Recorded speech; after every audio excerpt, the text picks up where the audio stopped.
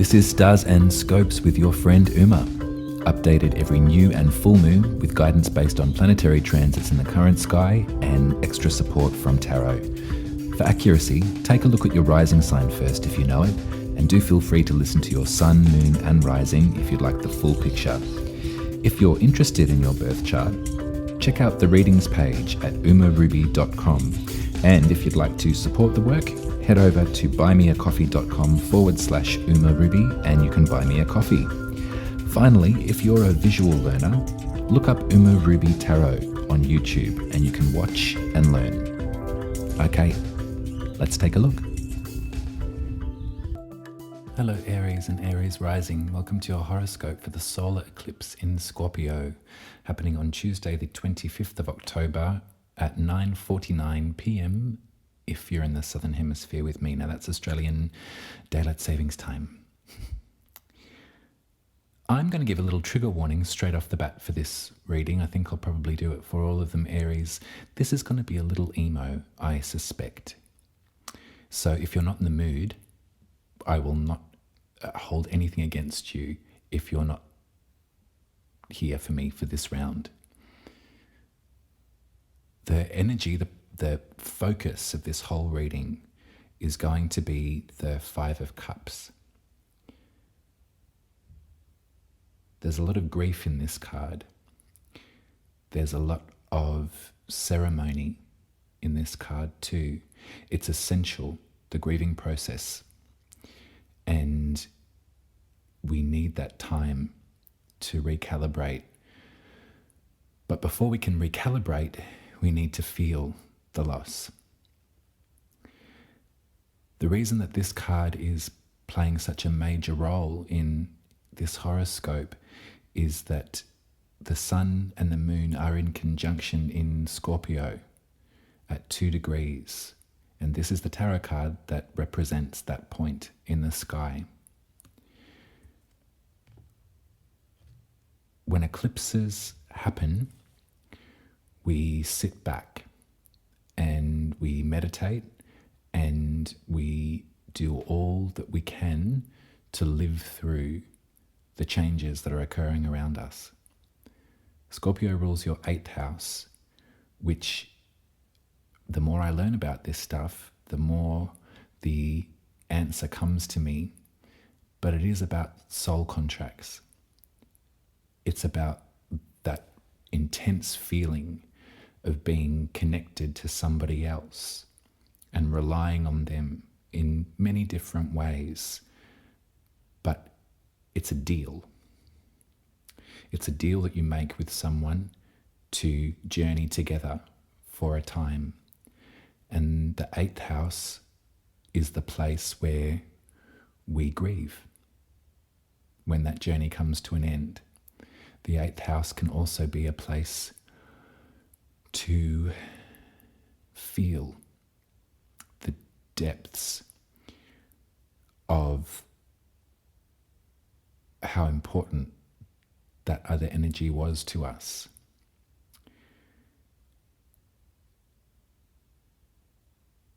Venus is in a conjunction with the sun and the moon. Venus is the planet of beauty and love and harmony and ecstasy. So as much as this eclipse is shaking us up, as much as this eclipse is upheaving perhaps some of these deeper emotions that you've kept fixed for a time being, always remember that Scorpio as an energy is a fixed sign and a water sign. So think of ice when you think of Scorpio.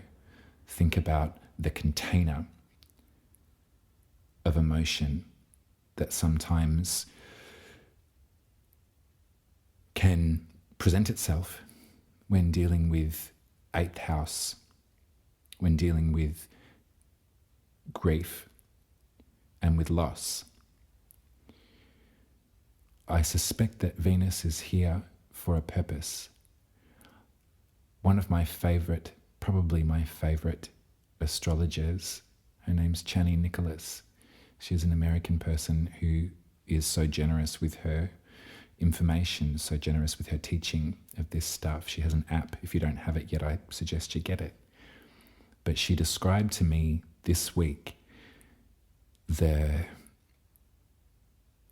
way that we can think about Venus is as a talisman, as a necklace, as a piece of jewelry to keep us safe as we enter the undoing of something, as we enter the dissemination, the destruction of something. This could be a relationship for you.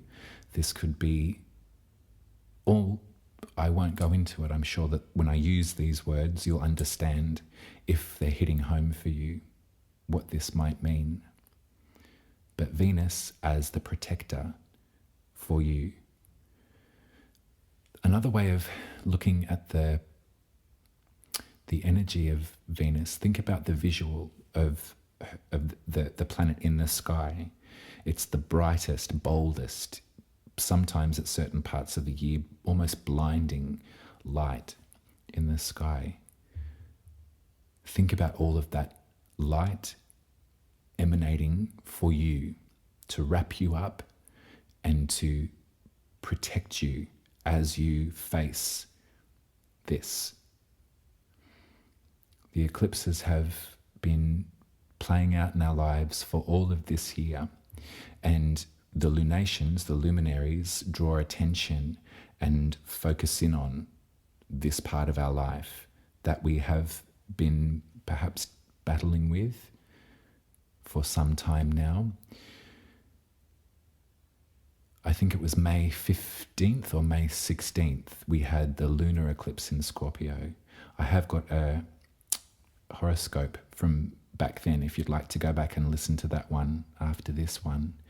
That was sort of setting the rules, setting the groundwork, having us welcome in the change, but preparing ourselves. I think that an eclipse in the 8th house, on the 8th and 2nd axis, so if you think of the 8th as everything that I've just described, that contractual bond on a much deeper level, on a soul level with other energies. The 2nd house is our talents and our self-worth and how we can engage in finance and how we can accrue enough to be safe and protected and to enjoy. To have eclipses playing out on this axis for you, I can suspect would be exhausting.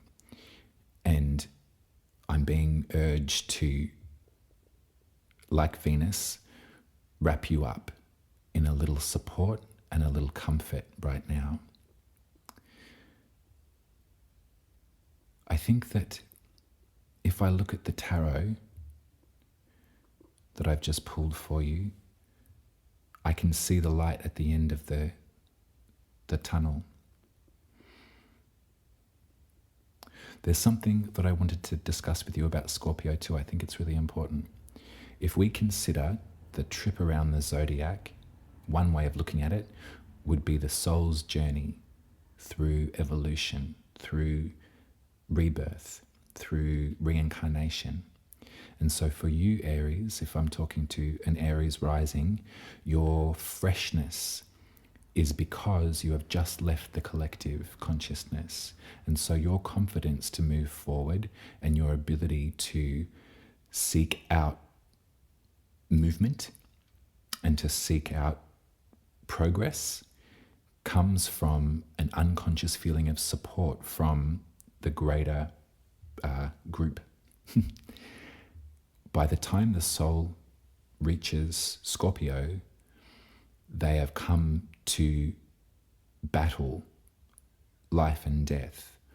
It's almost as if Scorpio, as much as Aries is referred to and can be referred to as a warrior type energy, Scorpio is the one doing the deepest work for us. It's a part of us, and it depends on if you have planets in Scorpio too. It might be a milder experience if you don't. But if you have planets in Scorpio, there will be an added emphasis to these eclipses. Scorpio is brave because they're staring over the precipice, about to dive in, and they're defensive because they know the stakes are so high. The 8th house in some ways can be read as the moment that we might save our soul. The 8th house could be through that grief and through that pain emerges courage to move forward and to journey on into Sagittarius, the strident centaur on the plane. I can see here that there's an energy that perhaps you're moving away from. The King of Pentacles is security and support, and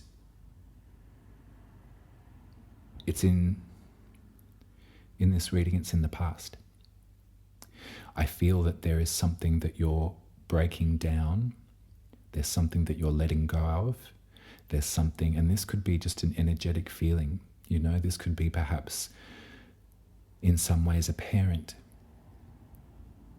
that you're moving away from the protection.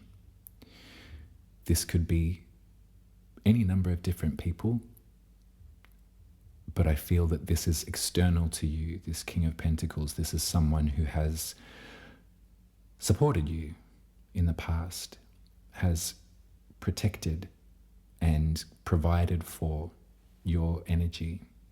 And this is something that is falling away. And with that ecliptical energy, with that power outage that the eclipse can bring with it, you're seeing that part, or that exchange start to flicker and start to dissipate in order to move ahead. And in your beautiful, fresh Aries way, you're the Fool again. The Fool is the very beginning and the very end of the major secrets of the tarot. My tarot teacher, Julia, says that the Fool is the cosmic egg. You see, it's number 0. And so, in a lot of ways, there's a rebirth happening in the Fool card too.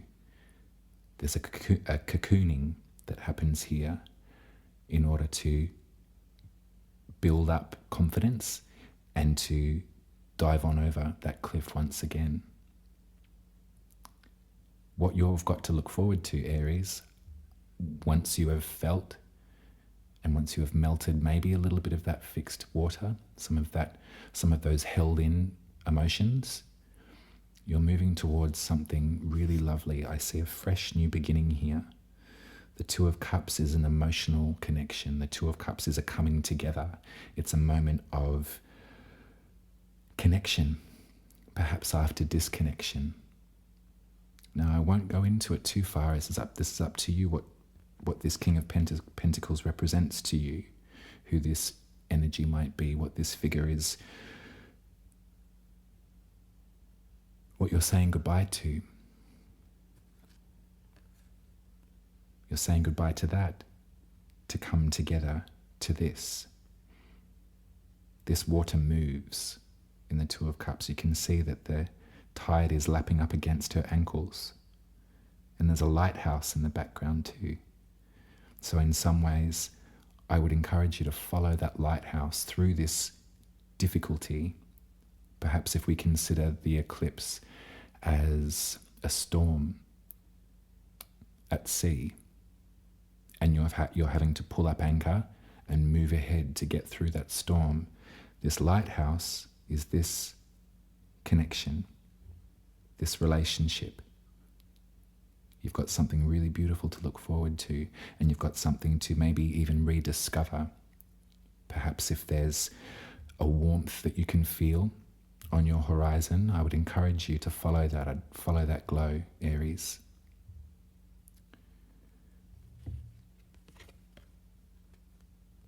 You're allowed to grieve. You're allowed to express how you feel. And folks that love you will receive it with open arms.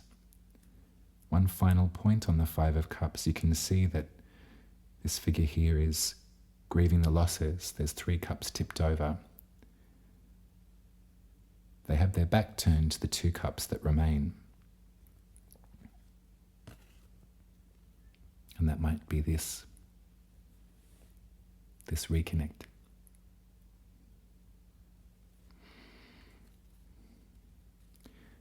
This is the flow of these readings, Aries. Thank you. You're the first one that I've attempted to do. I wasn't sure how I would describe the eclipses again, but I feel the grief.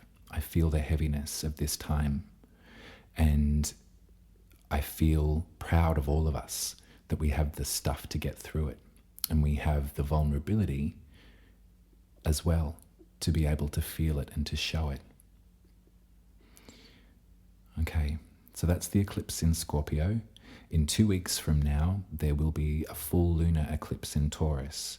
So this will be affecting your 2nd house of talents, self-worth, material access. So I'll be with you, and perhaps it might just be another gentle tarot again. We'll go light on the astrology, I think, because there's so much going on and there's so much to absorb and to release. If you'd like your birth chart read, please head over to umaruby.com. Will be met with open arms. There's a list of readings there you can choose from. But I will see you in 2 weeks for the lunar eclipse in Taurus. I love you very much, Aries. You're very brave and you're very capable, and you deserve this big hug. See you soon. Bye.